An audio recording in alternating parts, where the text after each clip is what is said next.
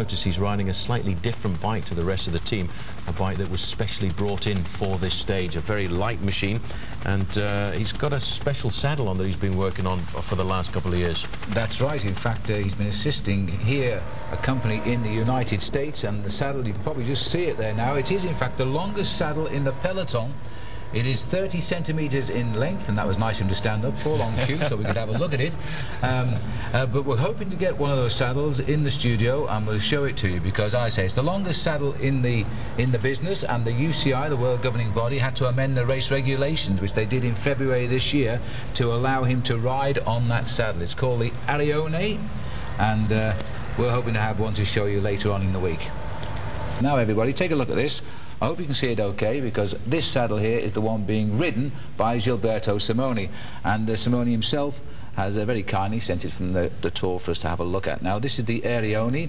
He helped design it back in February '02, and they say it's the longest saddle in the business. It's got a long saddle rail here, which gives you more adjustment as well. What do you think of that, Bob? It looks quite nice. It also has the grooves on the side to make it a little bit softer. And at this point in my career of riding, a little bit of comfort will go a long ways. It does look quite nice, Paul, but you're the technical expert. Tell me why we should ride on this one. Well, I think the reason that this saddle has been invented by Simoni is really because it gives him a couple of positions to ride on the bike. The further forward you ride on the saddle, the more you pedal with suppleness, as you do when you get into the mountains. On the flatter stages, you can ride at the back of the saddle and use a huge gear to trundle along at 40, 50, 60 kilometers an hour. And that is what has given him the advantage.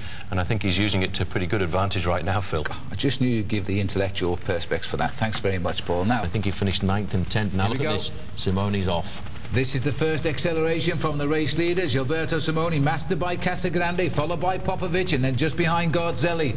This is how you bang the hand on the table and say, I am the boss, and that's exactly what Gilberto Simoni is doing right now. He wants to try and put time between himself and Francesco Casagrande on the right-hand side there. There it is.